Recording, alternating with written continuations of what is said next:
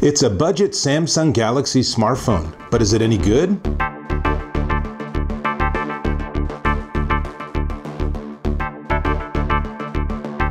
Dave Taylor here, and I'm looking at this. This is the Samsung Galaxy J7. Now, you could be forgiven for not having heard of the J series, because that's Samsung's budget line of phones.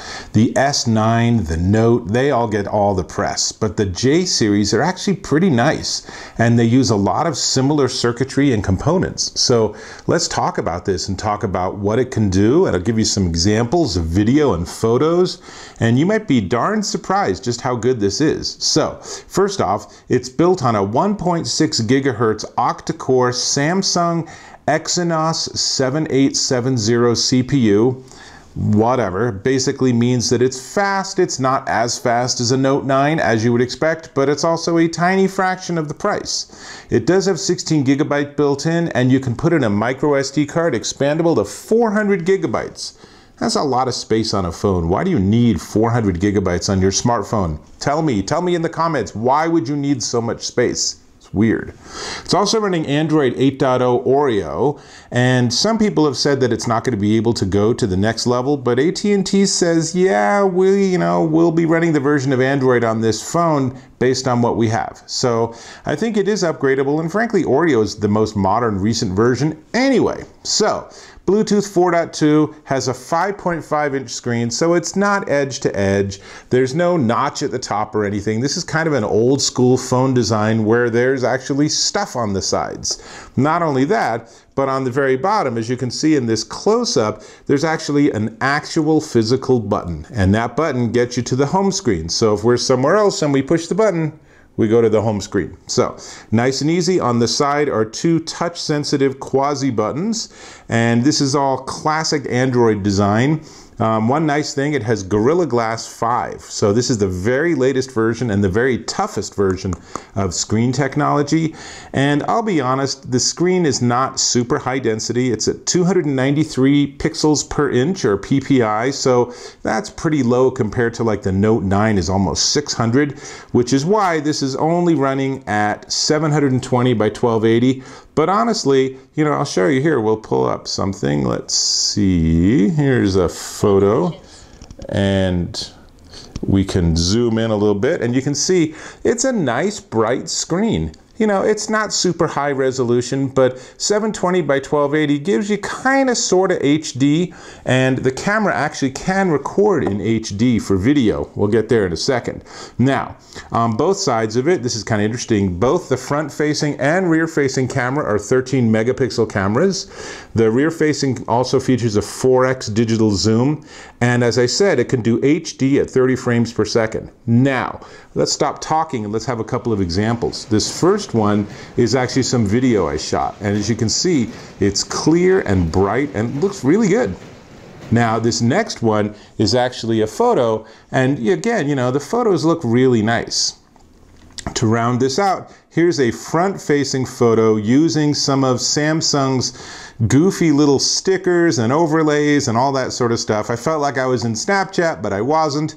But again, the photo is actually quite good underneath all of that strange effect. So let's see, the front-facing camera is an f1.7. Couldn't quite figure out what the rear-facing camera is, but it does have the built-in LED flash. That's pretty standard stuff nowadays. So battery. 3,300 milliamp hour battery. This has some crazy battery life. If you're used to these big, powerful phones that eat through batteries, then you're going to really like this because it's a really power-conserving phone and has 31 hours of talk time, 76 hours of audio playback time, 32 days of standby time on a single charge.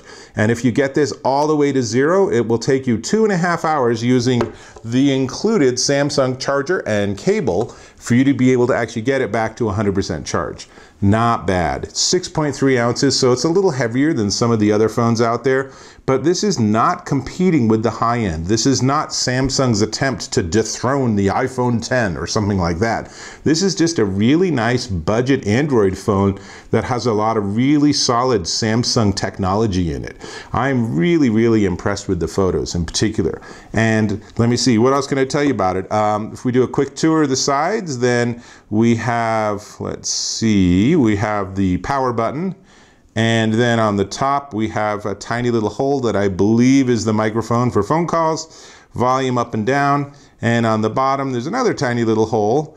And there's an audio jack, so that's really nice. You don't have to be stuck with only Bluetooth. And then it charges, kind of old school, probably the least nice feature of the whole thing is it's micro USB. And personally, I really hate micro USB. I really like orientation-free plugs. This doesn't have it. This is micro USB. On the plus side, you probably already have 25 micro USB cables, so this is just another device that can use them. That's cool.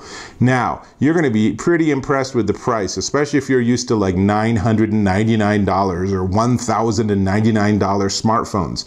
But before we get there, do me a huge favor and click on that subscribe button. Really, really helpful if you can subscribe to my channel, and I really appreciate it. Cool. Now, this is the Samsung Galaxy J7. It's a very solid contender in the budget entry level. It's perfect for a teenager or for grandma or for anyone who's watching their pennies and doesn't really want to spend $1,000 on a phone. Crazy, right? So from AT&T, it's $269 flat out, but you can actually get it with one of their payment plans and it goes to $0. Basically, you can get this phone for free if you actually go into one of the AT&T plans, and I'm not going to quote you specific plans because they change all the time, but go and check out on their website. They also have it for $0 a month through Best Buy and AT&T. So Samsung Galaxy J7, this is a bit of a sleeper phone and it's definitely worth checking out if you're looking for something that's not top end, not the fanciest, most deluxe phone on the market, but something that's extremely affordable and is not going to be something you're going to have a huge issue with if you break it or lose it. So, this is Dave Taylor. I think I'm going to try streaming some TV, so I will catch you in my next video.